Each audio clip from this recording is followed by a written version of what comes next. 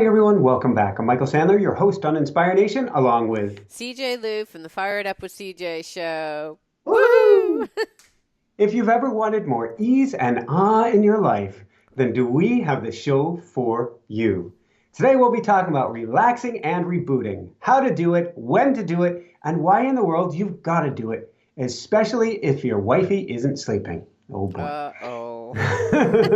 That plus we'll talk about kitty emergencies, the power of farmers market, green screen madness, wonking big waves, kitty birthdays, yoga reflection and framing, missing flights and manifesting, and why in the world you want the perfect kitchen table.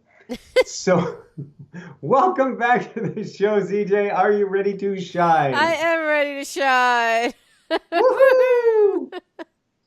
So, before we dive right into things, missing flights and manifesting? Okay, so I was in Philadelphia on business this past it feels like 2 months ago, but it was really just 2 days ago. And it was so I was flying out on I worked all day on Tuesday. I flew out on Monday. It's like a 5 hour flight. Flew out on Monday, arrived in the evening. And then because you're on West Coast time, so like when it's midnight there, it's 9 o'clock West Coast Pacific Standard Time. So it's really hard to get good sleep when you're traveling from the Yeah. West Coast to the East Coast on the first day. But I was able to do okay. And I did the Rocky Run, like ran along the Schuylkill Parkway and like ran along the steps of the Philadelphia Art Museum. So I did all that. That was really fun and worked really hard. Like on that Monday, I had a team meeting of 11 people, and we were working, sharing stuff, and from like I want to say like 10 to 5. So that's a long time to be listening. And then the next morning, woke up and we met at 8:40 and finished at 5. And I literally had no breaks. There was someone who brought in a salad, and I had 10 minutes to eat it. and then and then and then I was just like rushed over to the airplane because my flight was at uh uh 8, it looked like 8:55. So I thought, okay, well I want to get there. No, 7:55. So I don't know, 8:55. Um, no, 8:55. So I looked at I started like rushing to there, going to the airport, and I had plenty of time because it was like 6 o'clock. I probably arrived at the airport at 6, and I have 2 hours. But the night before, I was like, I really am dreading this flight. I wish I could stay an extra day because I just would like to have the sleep. And just like working a whole day and then getting on a flight and arriving in Seattle at, late. I was not looking forward. I'm like, I'm so not looking forward to this flight. So I get there and I looked, the cab driver or Uber driver is like, so what's the gate? And so I looked and I was like, oh my gosh, this says it's leaving at 5:55, not 8:55. It's like, ah! And I realized that when I had entered into my calendar on the West Coast, I had put 5:55, but it assumes Pacific Standard Time. So when I went to the East Coast, You made an extra calculation. it didn't translate correctly. So my flight was basically like they had probably shut the gate. So I was like, I guess I'm not going on that flight. And then I got there, and I said, well, it seems, and the cab driver miraculously or the Uber driver had just flown to Seattle for a conference. He says there's only two direct flights that American Airlines flies. One is the one that you just missed, and the next one happens 3 hours from now. And I thought, oh, okay, well, I'm going to see if I can get on that flight. And they said, it was standby, and like, it's, when you fly standby, you really don't know until literally 3 minutes before like 3 minutes before they shut the gate. So I thought, oh my gosh, like, what am I going to do? I may have to stay overnight. And I'm like, nope, you just cannot go there. You need to just focus on getting on the plane. So act as if you're getting on the plane. And I thought, well, I need to charge up my phone because I'm going to watch Netflix movies. So I'm going to sit here and worry about charging up my phone because that's how confident I am that I'm going to get on the plane. And then they call me and alas, I do get like I'm the very last person. There's like two people behind me, but I'm able to get on the flight. So I'm able to get, because this was a really full flight, and everyone is like packed into this airplane like sardines. So it's just a super full flight. And then I get on the flight, and I said, "Can I get on?" And he's like, "Stand off." And I was like, "Okay." So I just standing there, and then one person's like, "Come on," and then they're like, "Stand off, come on." I'm like, I don't want to get dragged off the plane like that. That's exactly what I'm thinking. United. Exactly. So I'm like, don't know what to do at this point. If I get on the plane, you could drag me off. But if I just stand here, it's okay. And then the woman's like, come in, come in. I was like, now she's getting mad. Maybe she'll drag me in. So I'm just sitting there. Let the clubbing begin. Exactly. So I'm just sitting there waiting. And then she said, come on in. And I said, okay. They said, go ahead. And I got to fly first class, which I would never have paid for first Wow. class. So actually, everything worked out perfectly, right? And because I didn't get stressed out about about missing the flight, I'm like, there's nothing you could have done. This is an innocent mistake. Whereas before, I would have bashed myself and like, oh my gosh, how could you have done this? And also, had I left earlier, I wouldn't have been able to work with the team that I did. I would have failed in another way. Like, I wouldn't have been able to do the basic work, and I would have been nervous and all that stuff. So just by kind of arriving and going like, I missed the plane, and not getting all beflummoxed about it, I was like, as things got closer, I have to admit that I was getting a little bit like, please, Lord, please let me on this plane. But then actually getting upgraded to first class, and I tell you, first class people have it good, because I went and first of all, they have a meal, so they went over and I got like filet steak with quinoa and asparagus and like a shrimp cocktail, and then I got a hot fudge sundae, and then I got chocolate chip cookies. I mean, the whole thing was just a completely different experience. Having experienced that, I still am too cheap to pay for first class, but I got this big, wide seat. I mean, so it worked out. I manifested the perfect solution, except for the little bit of stress of not knowing when I got home. And I got home at 2 a.m. But aside from that, it was good. So, But you got pampered on the flight, and I like the fact that this is a sign that things are going to go well for you. yeah. When the Uber driver that you get has just arrived from your destination and knows exactly what flights they are from your airline. It's bizarre, right? So, like, what's it like? Like, all these things are highly unlikely, and it all manifested its way beautifully. And I feel like it started the night before, and I was like, oh, really? Don't, because you're in there crammed like sardines. It's a 5.5 hour flight on the way back. And I was just dreading that uncomfortable flight. And you're so tired, because when I actually do training, I'm giving like, 500%. So by the time that the day is over, like, I'm mentally spent. Like, I could almost barely form a sentence. That's how bad I am at that point. Which is not, I should probably be in a better situation and be kinder to myself given the nature of this. Well, it does beget the question, did it have to be this way? Mm. I woke up this morning, and I was reading this passage from the Tao Te Ching, and it was saying that when there's a problem, or when we get mad, it's because, like, sometimes you feel like we gotta fight it, like that kind of attitude. It's very American, right? Like, let's go fight the good fight, or there's a problem, let's go roll up our sleeves and figure it out. That's very Western. And the Eastern way is like, why do you have to do anything? Just let it be. Let it be, let it go, just let it be. To be or not to be. Like, should we be, or should you just let it be?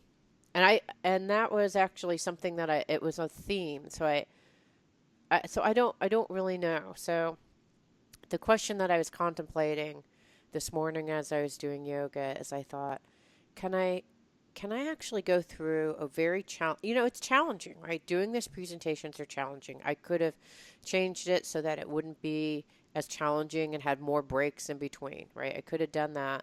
But could I have kept the schedule exactly as it was and just not have the tension, because, yeah, so how could I have just been Relaxed there, into it. yeah, and just with each session relax more and more. Instead, it was kind of, I was taking on more and more, and like getting more and more, like I was taking on, because I think I must have talked to probably 20 different people during that day and like going very deeply into their issues. And so you're like picking up literally 20, for me, who's very energetically sensitive, I'm picking up 20 different energies, each with their own expression. Some were angry, some were frustrated, some were shut down. Like there was all sorts of stuff going on. And not to mention, we were talking about conflictual items. And so it's just like, so there was just like, so, but how can you be there and just be and not add to it and not detract from it? But how can you just be? That was my question. And I don't have the answer yet, but. And one of the things that I would wonder is I'm big into buffers. Mm-hmm. Is there a way we could have put a forced pause in there, no matter what? Because I'm always talking to them about Parkinson's law, which is that you will fill up any amount of time that you're given. So Right. if you had less time to do the work, even 10 or 15 minutes, would that have been the end of the world? Conversely, you might have had the time to recharge. Or in the evening, if we had looked either for a later flight or said, no, I know you want to be with your family tonight, but maybe we just get you to a motel and sleep or a Right. hotel and sleep, Right. and we leave early the next morning to build in those extra, as I call them, kind, gentle, easy, good buffers for you. Yeah, I think that would have been ideal because I'm not paying the money. I'm not paying for my trip out there. There's a little bit like I could say like spend another $400 so I can sleep well, but then I feel a little bit like, well, I can deal with it, So it's No, no, no, because then it's not only is it that you deserve it and that you've earned it, but it is, even though you're staying an extra night and you're going, well, I won't be as able to work as much the next day. But the fact is, you've gone through kind of well, it's like being inside of a Vitamix, a term I used with a coaching client recently. You were in a Vitamix during the day, which means that if you don't get a good night's rest and recover, on their dime is fine, then you're going to be working for them all the next day because you're a scrambled mess. yeah, that's true. That's a good point because I was a scrambled mess yesterday. I mean, it was really hard for me to form sentences. Still. It still appears that there's a little sentence smoothing that gets to work here. Really? Do I still seem a little bit out of it? I have a note in here that says at 2:58 to edit when you go, was it 8:55? Yes, it was 8:55. 8:55, 8:55. No, 7:55. No, 8:55. 7:55. No, 8:55. Okay, sounds like you, on the other hand, have lived this model. So tell me what's been up with you. So you've been Well, and actually been able to have space and rest, and it sounds like it. I'm always trying to put that pause in, but I want to back up because I just came back before this show, and I was out swimming in the ocean in some big waves. It's been a really big waves lately. Jessica yesterday she was like, "You are forbidden to swim," and I'm like, "Oh, but but I listened to her, and I don't know the ocean well enough around here to know what the currents are doing by the beach, so very reasonable. But I went out swimming today, and the waves were still big. They're still well over my head as I'm swimming along. Wow, I thought you said that was up And to your knees. The water is up to your knees. well, it's an ocean, so you know the farther out you Right. go, Oh, okay, got it. So um, you're going deeper and deeper. Okay, got it. going deeper and deeper because it was where it was breaking. There were two levels that it was breaking. One real close to shore. You Mm-hmm. didn't want to swim there because you're just going to be hammered into the ground. Right. And then they're breaking out many hundreds of yards, and so you want Ah, to swim between the two. right. And what was happening is the big breakers that were on the outside are coming towards me, and I'm diving under each one and swim, swim, swim, dive under, swim, swim, swim, dive Ah, under. And then I kind of got into a Lao Tzu model at some point, and I was actually having this discussion with myself. I'm like, look, we don't know the waves around here. They're not like Maui. They're not freight trains coming across the Pacific. right. These are little baby waves from wind. I'm like, what if you just relax into them? Hmm.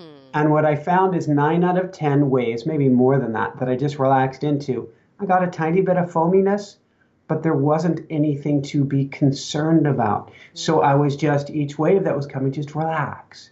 Just Hmm. relax. Oh, this is a biggie. Just relax into it. So I'd actually take a pause at that moment rather than have to scurry down to deep depths afraid that the thing is going to, tumble dry me or tumble wet me, however that works. Right. So it really was the just being experience. And so the more I swam in these waves, the more relaxed I got. Not overconfident. You're very respectful, but it was that just beingness of relaxing into the experience rather than tighten up, tense up. Here comes a big wave, dive. Didn't have to do that. Isn't that weird that we had the same kind of message? Because mine was in the very beginning, the morning, probably at the time when you were doing your swim. Isn't that funny? And that I actually had something a different expression of the same thing. This morning I did hot yoga because I thought I just feel like when you're on the plane, you get a bunch of toxins from being on the plane. So I was just detoxing. I was doing hot yoga, and this gal who was teaching there are different types of teachers. She's the kind of person who has you hold the position for a long time, like beyond to the point where like how much longer you're thinking in your head, which is very un-yoga like to even be thinking stuff. But so you're holding these postures. I'm actually doing one in which it's it's one where you're grabbing your foot and you're leaning over, so you're just standing like on one leg with your whole body tipped horizontally to the ground.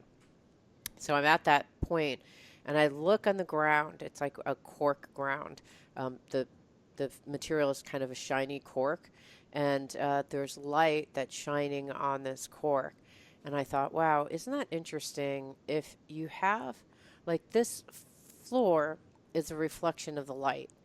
And I thought, that's actually really profound because everything is a reflection of the light. And here I am staring at this point on the ground that's reflecting light. And I thought, I am a reflection of the light. And I thought, oh, I am a reflection of the light. Just like that little, piece on the ground, that little shiny cork board on the ground.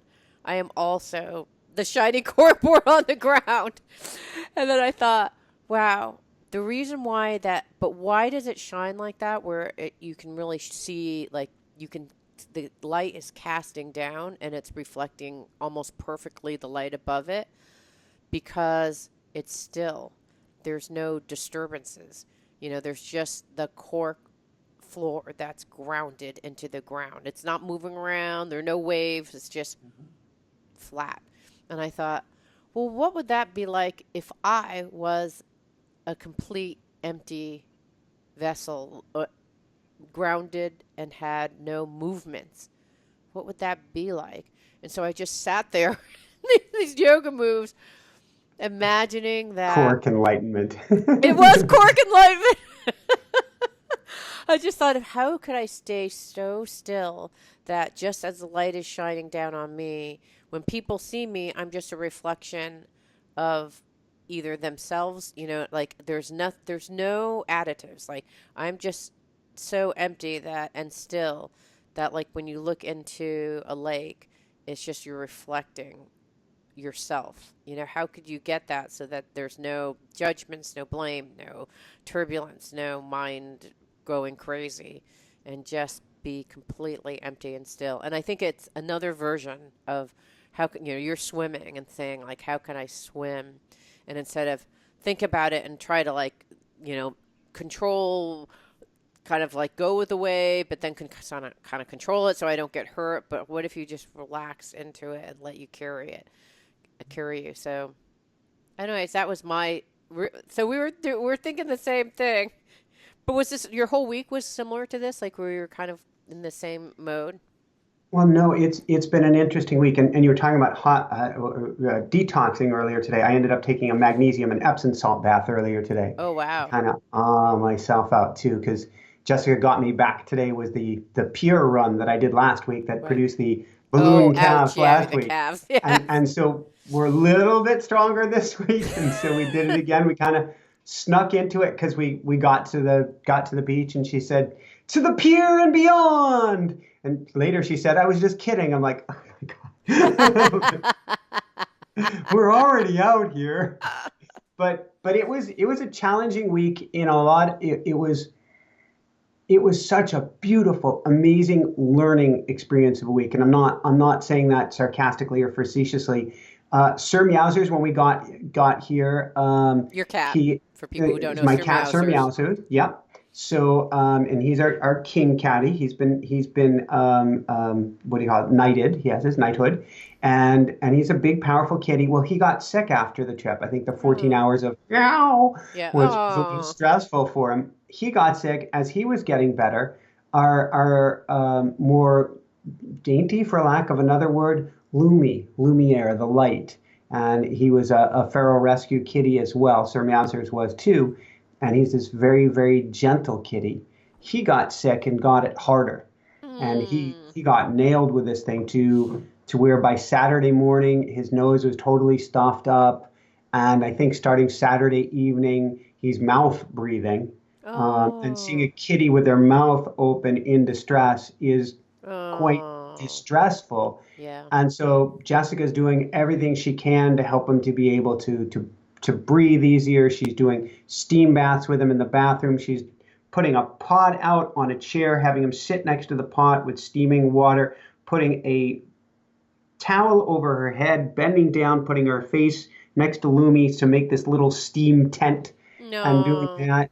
And he stopped eating too. And so Oh, by no. Monday morning, Jessica's parental skills are pegged to the max. I'm like, we're going to get him into the vet first thing this morning. And so there were several days of alchemy in a stressful way of what do you do? The cat's mouth is open. We're looking things up. How serious is it? How isn't serious is it? Yeah, is it an absolute emergency by Monday morning? We're like, just take them in right away, no matter what. And so many lessons about and I stayed really calm during this experience of how can I ground in the moment, I guess is what I'm doing because I know she's got her mama cape on, which she's Right, supposed to, right, which means she's like, save the kitty. What do we do? right. But I felt I needed to bring a grounding, a Mm, rock to the situation to offset that. Not that I wouldn't move quickly, but to keep that situation from spinning. And mm, she wasn't sleeping very well, but she wasn't sleeping almost at all because she kept on checking on him, checking on him, checking on him, checking on him. mm. And so how can I bring a calmness to it? So there was what from Friday night through Tuesday, your Tuesday as well, where an exhausted, overtired Jessica, Oh, emotions on high, a kitty that's not eating or drinking, and we're all concerned about. And so trying to find a way to breathe into that because I just had a feeling both that everything's going to work out and that the less hard, okay, kitty's not eating or drinking. I understand that's serious. We'll get it checked out, but also let's not worry too much about it because kitty's going to feel that. And I'm convinced he's just mm. riding the wave. And I want him to be able to ride that wave. Kind of goes back to the same theory today as kind and gentle. So we have this beautiful yin yang of her doing everything she could and me trying to go a little bit more, not being out of the situation, but to just bring this calm, relax into it. It's all going to work outedness to it. Mm-hmm. Mm-hmm. Okay, now I really feel compelled. Can I take like a 2 minute break because I really have to read you this Dao Di Jing. This is Dao Di Jing. It's passage 30, Okay. and I'm just going to read you this guy's narrative, which I really like. It's Robert Michael Rosenblum, one of the guests I had a while back, and he said so he talks about in the very beginning, we all have our favorite weapons, and we can arm ourselves in various ways, some with words and wits. Anything can be a weapon, jokes, solitude, jokes, memos, TV shows. And he said, nothing is a weapon in and of itself. A samurai sword can be words of art, and plutonium can be a window to the science of the small. Um, And so it said they have no inherent identity except in how we employ them, these weapons. Okay, so this part that I think is really, for me, the most powerful of what he wrote. The problem is that we're tempted by the illusion of power. The ability to cause physical, mental, or emotional harm is intoxicating because it temporarily banishes our sense of inadequacy and helplessness. In the heat of the moment, we tend to forget that exercising destructive power changes not only the object we're acting on, but as well, but us as well.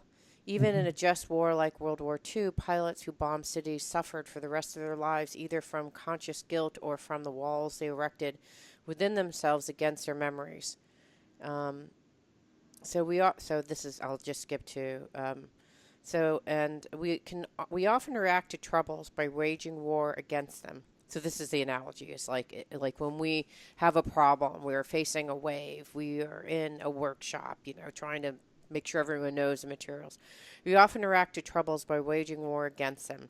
If you feel you can overcome an obstacle by defeating and dominating it, then whether the difficulty is a person, a predicament, or an internal conflict, you're in a win-lose situation that is bound to cause you distress. The Romantics made a virtue of struggle. They overvalued anguish as a source of inspiration.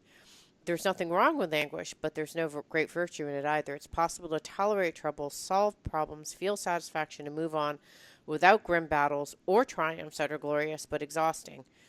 Crowing over a victory, if anyone notices, may earn you resentment as much as applause. If nobody knows, you may feel defeated or denigrated with what you achieve. Force is spectacular but messy. Fireworks burn fast. When you accomplish your ends using the economy of means, that is not only elegant but will also leave you with more energy to devote to your next effort. The way, meaning Tao Te Ching the way, the Tao, involves doing what is necessary to deal with the situation, but no more. Amen. It's not great. I mean, don't you think so it's not saying go limp. It's not like just drown yourself, Michael, and go the wave, right? Or CJ, just like, whatever, I don't care. I'm just going to do whatever I want, including sleeping here on this table because I'm sleepy from the night before. But it's saying just apply just the right amount of, and it's easier said than done, but like, what is the right amount of effort so that you don't, because if, like you were talking about your cat, which I thought was perfect, is that, if you apply effort to the point that it's causing you stress, then your kitty is going to pick up that stress too. And that could actually be harmful for the overall outcome that you're looking at. Anyways, I just love that passage. I love how all this stuff is in synchronicity. Yay. Yay. Okay, so now on another note, tell me about the setup of your house. So it sounds like you have a kitchen table. You've been like enjoying the area, going to farmers markets. What's happening? Our miracle angel friend Marianne has Mm-hmm. gifted us with a kitchen table, and Jessica went around to consignment stores with her with a couple girlfriends, and they were looking at all different kitchen tables. And it's the weirdest thing. We've been together 8 years and we haven't had our own kitchen table. As Oh, bizarre as oh that my sounds. gosh, that is And so bizarre. she brought home this cutest, I can't say it's user friendly, but the cutest um, uh, country, what do you call it? Reclaimed wood, distressed looked country table that's now in our dining area, and it is making the home. It is really Mm, cute and has set the tone for the space. I say it's not user friendly because I think it needs to be, in at Jessica's word, shellacked, because you can catch some splinters off of it. But wow, is it cute and has made the space. So she took a good 24 hours and they all went on this girl hunt together. And I think it was the coolest thing. It was such a good adventure for her. And now she's like, wow, it makes the space. And she's right, because I think of the kitchen as the heart of the house. But maybe if the kitchen is the heart, I don't know what that makes it. Well, like kitchen table, dining room table, that's part of the pump and you can feel the energy of it. And yeah, so that's great. that one thing, the perfect kitchen table, perfect in quotes, um, it's been really special. Yeah, that's great. I can't even imagine not having a big table where it's a family thing. So our family dinners happen around our table. It's a round table, and we've been like, God, we've had like 20 years of meals at that table. There's something that is the hearth of the home, that table where you sit and uh, do dinner prep, peel potatoes, sit and talk about your lives. I mean, it's super important, I think. So that's exciting, and it's shocking that you never had a kitchen table. No, we had in the house on Maui, we had kind of a bar stool set up, at this kind of Yeah. bar area next to the kitchen. So that's where we ate. I think we may have had that in a previous house as well. And then with book tour and stuff, we were kind of migrating a lot before that. And so I don't know how that didn't happen. You know, one of those key things you have in a house, I think but we didn't have the it's kitchen getting prepped table. for family because as I was Yeah. looping, I mean, it's been a long time for me, but I was thinking back when I was right out of college, and I don't think I had a kitchen. I had a table that my mom gave me, but it wasn't like a kitchen table. It didn't have that flavor. I never served any meal at that table. So actually, when I think about it, it wasn't until I had a family that I thought I need a table that all four of us can sit in and sit, around. So it really wasn't until I was ready to have a family. So I think it's like your first step towards There's nesting familyhood. instinct going on. Absolutely. Yes. Okay, and what are the farmer markets like there? We accidentally tripped upon a farmer's market. We didn't Uh-huh. think there was anything around here, but we ended up. She mentions activities. We missed one last week. That oops. But she she finds an activity. I say let's go, let's check it out. And so she found a music festival in a town that at least one of our listeners is in. And hi out there. Thank you for the email from Beaufort. We found in this town called Beaufort, if I'm pronouncing it right, Yeah, Beaufort. in I think North Carolina is Beaufort and it's Beaufort in South Carolina. But in Beaufort, we found this music festival. But on the way into the music festival, we saw all these tents set up, and it was a farmer's market. And farmers markets, and we had a stand at a farmer's market on Maui for a long time selling organic kombucha. It's a great atmosphere to meet kindred souls, to get connected to your community, to get connected to the earth where your community is. And so he was like, wow, we found our homies. And so Mm. we hung out there in the farmers market. And if you haven't been to a farmers market, you got to get to one and find one to call it home and call it your own. Mm. And we found organic goodness and veggies and fruits. And it was really exciting All and from really North Carolina. Where are all these things from? Local all from farms? North Carolina, Okay, so local farms. what's a North Carolinian farmers market have right now? Because you guys Well, were we just got there. there. We did get there late, so I can't say everything that you could find. But we found kale, squash, cabbage, berries, strawberries. You had to be there early for the strawberries. Right. Um, uh, Carrots and onions and oh, there must have been some other fruits and veggies that I'm not even thinking. I'm just thinking the ones that we ended up loading our fridge with. Right. So it was a good selection of greens and certainly in the berries Yeah. category. We're going to go tomorrow morning to like a sister farmers market next town over called Newbern and see what's there as well. And we're going to get, I think it's called a CSA. Mm-hmm. We're going to get the you pay, I think it's $100 for the Oh season. yeah, the And community. Oh yeah, okay, got those the community organic boxes that you get that get shipped over there. exactly. Yes. Well, And that's so going to we'll be get super convenient. so we're excited about that, and I'm sure there were some other fruits and veggies, and then you have your essential oil stuff, which is we met an amazing person who's doing that work there, and then you have people working with seashells and reclaimed wood, and all the normal Right. eccentric, beautiful, wonderful things that are a farmer's market. But we're most excited about the local produce because we're figuring out because it's on an island and it's not a very isolated island, but there's no metropolis nearby. What stores do you get what so that you can load up your organic pantry and have the most nutritious food because there's only certain things you can get. Costco's an hour and a half away. Maybe you Oh send a wow. friend there when they go. Sam's we found isn't as enlightened, is that the right word? Doesn't have in this market anyway, and I'm sure Sam's changes for each market, doesn't have the organic berries, for instance. Mm-hmm. So where do you get those? And you kind of pick and choose one from your local grocer, something from here. And so we're getting a total Like picture. where do you go for what? Yeah. But at the end of the day, and we've had on several guests, particularly an Ayurvedic specialist talking about it, I tend to, in the wintertime, get a lot of frozen vegetables because it's easy to get. But at least from an Ayurvedic perspective, um, they have like almost no nutritional value because it's considered Frozen stale. vegetables? Oh. Yeah, they consider it old and stale, so all the nutrition has run out of it. So Wow. basically, Ayurveda would consider it like cardboard.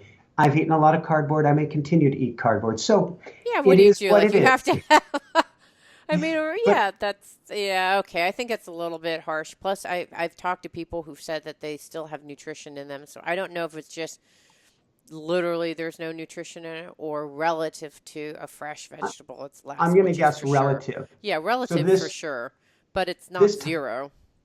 this time of year though, I get to go to the we get to go to the farmers market now and get all of the fresh stuff that we can. Yeah, the reason why I was asking is because in Seattle, we have in our farmers market, we have like apple and pear cider throughout the whole year. Not because apples are in season, but because we're in apple country. So there's apples that they keep in a refrigerator or freezer. They take the apple juice and they freeze it for the whole year, and then they take out the apple jugs during the whole year so we can just drink apple juice the whole time. But they also have. I went to San Francisco probably 2 or 3 weeks ago, and I was shocked because they had nectarines, plums, like stuff that if you get in Seattle, it looks sickly. Like you just would. It's like I'll wait, because it looks that pathetic. And when I was there in California, like these nectarines were, I mean, not apricots. These apricots and plums look like the kind of apricots and plums we get at the end of the season. They were just that ripe. So that Wow. it was just so fundamentally different. Like that, I was amazed at going to this market how the fruits and vegetables were different. I mean, some of the stuff like onions and carrots, like the stuff that you're mentioning, cabbage and kale, like that was all pretty much the same you could get here and there. But there's just different stuff that's because the growing conditions are very different. I mean, it's practically summer in San Francisco, right in that Bay Area, and in Seattle, it's still cold. Like, it's this is the first week in which it's been sunny and it's 70 degrees. What is it like in North Carolina now? Is it like in Uh, 90s or what is it? well, it's cool. We're talking about buffers here today, and being right on the coast. This place is like idyllic. We've watched the temperatures spike up in the Northeast, and it stayed cooler here, and then it been crashed down colder in the Northeast, and it stayed milder here. It's Mm. right on the coast. There's kind of this sweet spot that keeps the temperature relatively close. So it's been. I think we had a real stormy day a couple days ago. It was still mid 70s. It's a much sunnier day today. It's 80. It Yeah, that's hasn't not gotten bad at that all. hot and it hasn't gotten that cold. I looked in the winter temperatures before we moved here, and it Right. seemed about 20 degrees warmer on any given day than it was up in New Jersey. Yeah. But yet I look at the high temperatures, predicted highs, and only I think you have to get to like August 13th. I'm sure it's not accurate, but AccuWeather.com predicts it's not till then, mid-August, before you hit a 90-degree day. Oh, that's And so interesting. it stays with the cooling off of the But if ocean. I were in mainland or like on in the middle part of North Carolina, how hot would it be at this juncture right now? Is it 70, 80 there, or is it more like 80, 90? Big swings. They've Mm. had, I think, lower 90s, and they've also right now, as of yesterday, I'm coaching a couple clients out by Asheville. It was in the 50s and may have even been getting to the 40s last But night. that's But mountains. Asheville's in the mountains, right? yeah, Yeah, so so well, but you get hillier as you go yeah, yeah. west. Okay, got it. So, but they Interesting. get, I know that if you go 10, 20 miles inland from here, the temperatures go much higher. So Jacksonville is your big area to shop near Emerald Isle, North Carolina. And Jacksonville is a good, we left here, it was 83 degrees last Saturday. We got there, it was 91. Wow. Wow. So Wow. much warmer. Yeah. Okay. I can't talk about weather anymore. You know why? Because I start feeling old and Oh boring. no. That feels like, but I am kind of curious what the weather's like. Okay, let's go to kid. It's idyllic, but everybody does not have to move here. All right, how about your cat's birthdays and green screens? Because we missed the green screen last time, so I want to find So out and about we those two actually we things. missed one more, which was the boom booms. But Mm. we're making peace with the boom booms. What are boom booms? Isn't that like when So you have a bowel movement? that's in Mr. Despicable. The boom booms here are what they don't tell you about till you move in, which is Camp Lejeune, a Marine base that's a good 30, 40 miles from here. But they blow stuff up in preparation for war. And I don't know if it's just the island, I don't know what it is, but there are times during the day where you're hearing boom, boom, and the windows will actually rattle on you. And Wow. at first I'm going, all right, I know I can make peace with anything. And this is my teacher, but boom. And I'm like, wow. And Wow. now I realize I have made peace with it. And I just look at it as, they're just preparing for the 4th of July. That's all they're doing. Um, Mm, but it's just like our mind is constantly looking for trouble. Our mm-hmm. mind is constantly going boom, boom, boom, and looking for things to get concerned about, to jibber jabber about. Right. I look at each one of those booms as an opportunity just to bring it back to the Well, it center. goes back to this, right? It can be a samurai sword or could be nothing, just Yeah. but we make it into a bomb, like a gun or a bomb, and then that's Or an artillery shell, as the artillery case may shell be. or whatever it is. I feel for people who live near Camp Lejeune, though. So that must be really, really loud. Mm-hmm. And they're not doing it 24/7, but they do sometimes do it into the night. We have no problem sleeping here. Overall, it's really quiet. But I wonder about, I never thought they said Camp Lejeune and Fort Bragg, I think is also similar. Very, very loud. Mm. Okay, wait, what does that have to do with green screen and Kitty's birthdays? Nothing at all. We have set up green screens though. I'm looking at some amazing studio lighting as we're kind of Yeah. proing up our setup here. I'm looking at what we can do for backgrounds, whether that's going to be a beautiful image, whether it's going to be a banner. I have no idea. It's going to evolve over time. It's actually a little bit disconcerting. I liked having my little shrine behind me with my Yeah. little Buddhas and things and Oh yeah, you crystals. don't have stuff around you. Like where's I don't. squirrel? Where's the Um, squirrel? Where's everything? That's a great question. We're going to have to unpack and find squirrel since we just moved in a And few what? weeks And do ago. you have your crystal? You don't have your like this is my little crystal thing Oh here. no, I do. But my little Okay, so you have crystal. your Oh little wow. crystal thing. But everything else is still packed, and I do have Teddy the bear. But everything else is still packed up. But the lighting setup, we said this is an opportunity for shift, for growth. So let's see what we can do Right. to truly make the show more of an experience on YouTube, which has just been cranking. When we first started talking, it was like, I don't know, it was scraping to get what, 1,500 or 3,000 on YouTube. And we crossed this past week 21,000 on YouTube. Oh my God, that's fantastic. Do you remember when I had a conversation with you and I said, Michael, you've got to be focusing on YouTube. Just start. And I said, just do it. Please just do it. And so we're looking at how we can make this setup more pro. So, Yes, right good. beforehand, Jessica's still working on getting the shadow or the light well. And there was even talk, this is completely sacrilege, of will Michael need to wear powder? I don't even know what powder is, CJ, but I'm Oh, hoping that I yes. don't need to wear it. Whatever you do, don't put flour on your face because I had a guest that did that and he didn't have powder. Powder is basically talcum powder. Like the kind that you use, like baby powder, like you put on your kids' butts. It's to kind of like dry everything out. So if you Yeah, so have there's no this shine, reflective shine. yes, if you have shine on your face, you would put women put powder. And there are times when I got feedback, critical feedback, like you look like hell. Would you please just tend to yourself? So there's a period that I would put powder on, and you'd have to put foundation on that doesn't like. There's a certain kind of matte foundation that's good for lights, like the ones that I have here and that you're gonna get. And then powder is another thing for women in particular, so you don't shine. And then colors, like there's all sorts of things. So I did for a See, period I of don't time. want to go down that slippery You slope can if I see don't there was a have to. period of time when I did that on my show, and I can say that I look better, but I don't do it anymore. So this is the powderless, not makeup look. I just don't want to. It takes a long time to make it happen. So I mean, for I guy, can you probably just have to like do a little bit, but I think you're good. I think you're good, Michael. We'd like you au natural. thank you. Yeah, I Thank think it's thank you. good. Okay, so then what did you do for your kitty's birthdays? So the one known kitty birthday, which is for Love Bug, who came along months ago, where we knew we were moving, we didn't know where, and we said it was crazy, and we got Love Bug anyway. Yes. And Love Bug turned 1 year old 2 days ago. 2 days ago, one day ago. It's all a blur.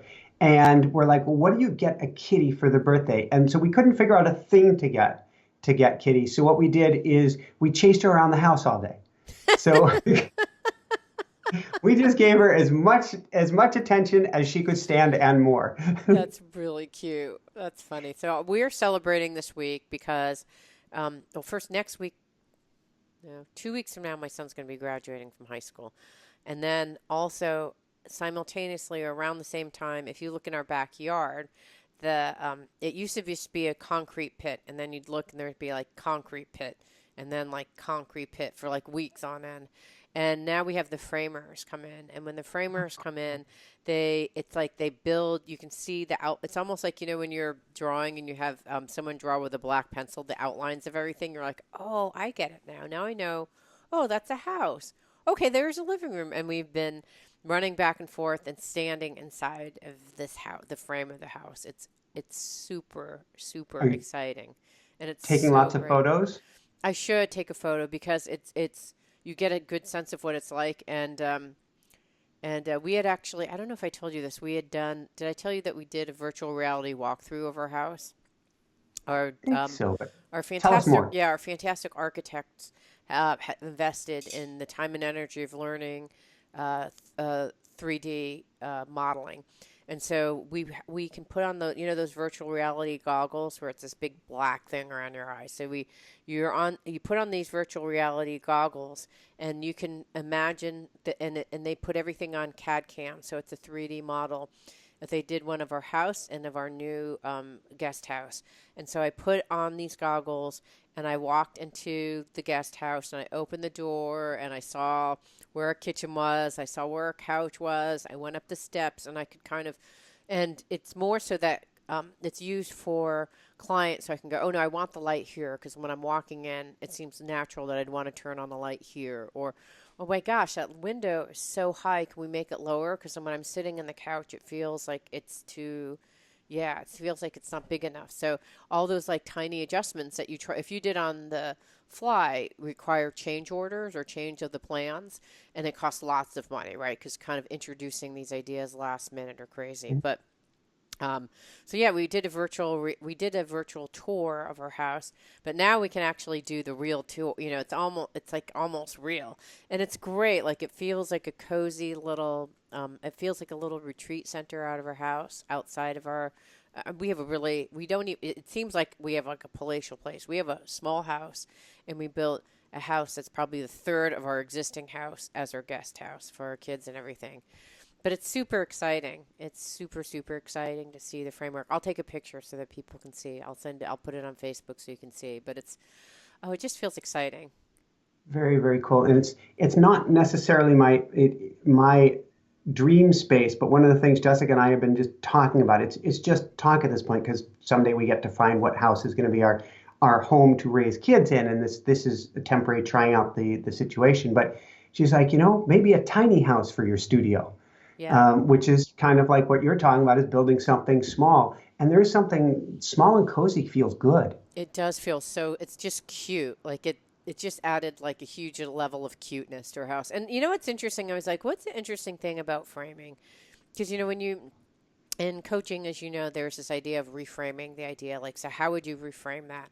And what's so interesting about framing is that like once you have the broad outlines of something, it's so easy. Like it's so easy to put up. Like I said, there's been like 4 weeks of nothingness, and the framing happens so quickly, and correspondingly to it could actually you could reframe a situation and would happen very quickly too, because it's just like these the raw facade, like the not it's not a facade, it's like the raw pieces, like the skeletal piece of the house, and you can actually move those things pretty quickly, just like our thoughts, right? I mean, and many thoughts are just frames that we put up and we think are, immovable, but you can just move them very easily.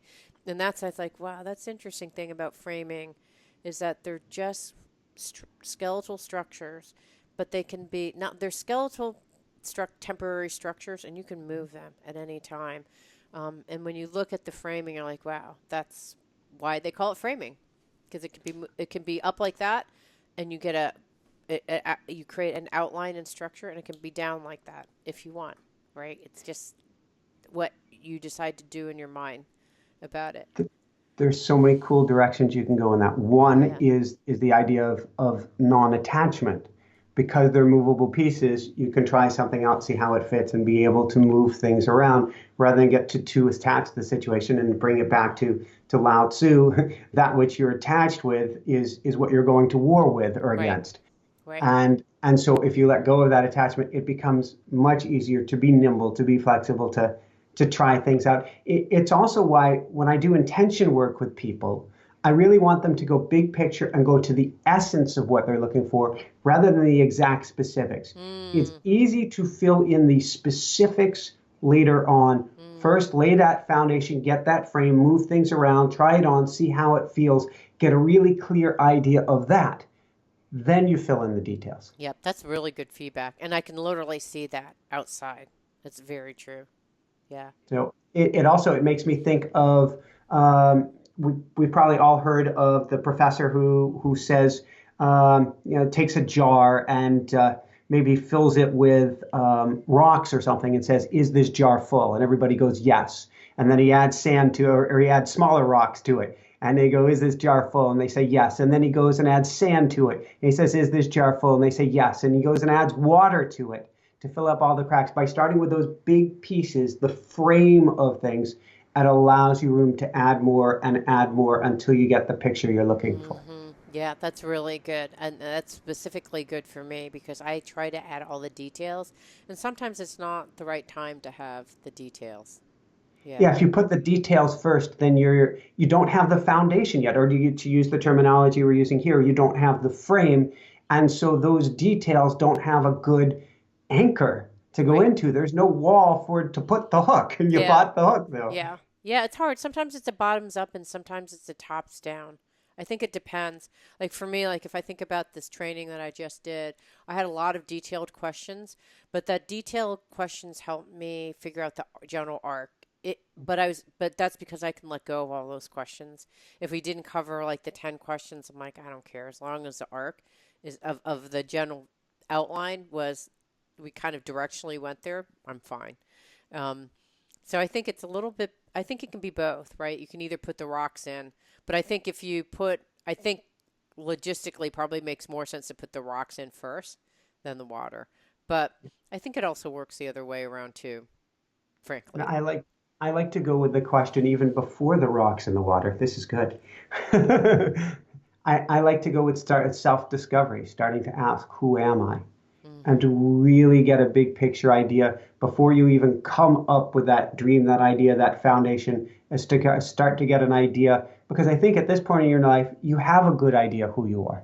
Right. And so it helps you to be able to hang shingles and everything from that step in the equation. It just launched me to this thing that I just discovered, Maharishi Ramadan or Ramadan. Have you heard of this guy? He's not, he's now passed. But he has this video on self inquiry and it's called Who Am I? Have you seen that video? He has a I book that's don't called believe Who Am I? I know who, I'm pretty sure I know who you're talking about. No, I have not seen this video. Yeah, it's really actually very powerful because you'll listen and it will instantly put you in a higher state, like instantly. But the question that they ask is like, who am I? So who am I? Like, who is the person that is saying, who am I? It's like, well, I don't. Well, what is that? And it basically goes down to, well, it's a higher self. There's like this consciousness that's running throughout us. If we can tune into the who am I and understand that we are just a point of consciousness and to tap into that all the time, that would be the goal. So, Automatic Writing 101, what we teach is question number one. Well, actually, question number one is what do I need to know today so that we can see if there are any emergencies or fires burning. hmm And then once we get settled in is who am I? That is the building block, the basis, the foundation, I think, for everything. Because if we get that clear, everything we build on top of it has more of a structure. The frame has a solid foundation. If hmm we don't know who we are and really at that top level on down, then it's like building your frame on quicksand. hmm Well, like it's funny because I think when you first go on a spiritual journey, the answer of who am I, there's lots of helpful resources like there's Myers Briggs that give you a sense, and the predictive index, the thing I'm working on with. There's all sorts of like Archangel Michael model. Like there's like 500 models out there. There's the Ayurvedic model. There's the Chinese medicine model. Like they're all attempts to to start getting clear with even asking the question, who am I? Who am I from an typical archetype, whatever. Who am I as an archetype? Who am I in terms of an energy? Who am I in terms of my personality? And what's interesting is when the further you go down the path, you realize that you are everyone, which means you're nothing, which means that you're everything. That whole thing where you read it and you go, that can what? be a mind blower. Yeah, but you know what I mean? Like you read it and go, what? And then you go, no, I'm like CJ and I live in Seattle and I'm, a career coach, like all those kinds of things. But it's funny because as you go down the spiritual path, you realize that you are one with everything. So I don't know. I guess that does lay the foundation for everything, right? Since even if the answer that may change over the course of time when you address this, when you do the inquiry, is at one point you realize that you are this higher spirit, and that really then that lays a foundation for surrender. Which is going right back to Lao Tzu. If we get to that state of our higher beingness, then while we have passions, we have direction, we have things that we feel we are meant to do here, and it's awesome and incredibly important to do these things.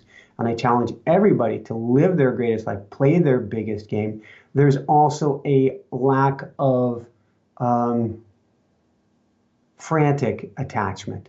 Mm-hmm. It is as it is, and it's going to be great. And if I'm supposed to go that direction, absolutely, that's awesome. But if that's not supposed to be the case, because all of this is illusion, it's very real and it's not real. But when we get that and can really sink our teeth into the lack of realness that is this world, we can be with the water.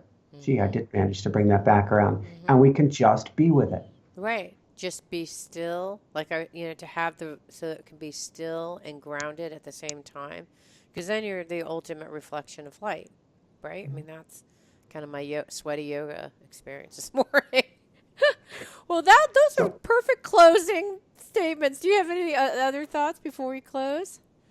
Well, people are going to hear this after the holiday weekend, but there still could be a little bit holiday weekend feel in the air. I challenge everybody to build those buffers and to take extra time for yourself.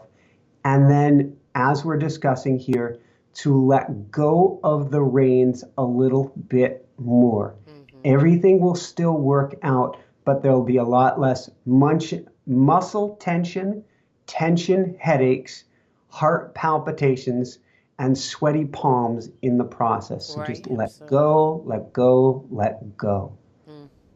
Yep, just like I had with my flight, right? I was a little bit upset, but then I just didn't like them out. I was kind of shocked because if you'd seen me before doing all of this journey, it would not have looked like what it was. Just days ago, I was like, well, what can you do? Like, I'm not going to get panicked, and I'm just going to know that I'm going to get on that flight. And the little bonus surprise at the end is I got first class, right? I mean, sometimes when you let go, there's something better around the corner that you could have never imagined would have happened if you can just let go. Who would have thought? Stand by to first class. Yes, exactly. The universe is kind. Woo! All right, I think we're good here, CJ. How about you? I'm good. We're good. Excellent. So for everyone out there, this is Michael Sandler and CJ Liu saying, be well, have fun, be the water, even if you're on standby, and shine bright. Woo! It means so much to me that you're listening to the show. I would love your support in any way by giving me comments below, or to subscribe to the show, or share the show with friends. Thank you again for your support. Love and blessings.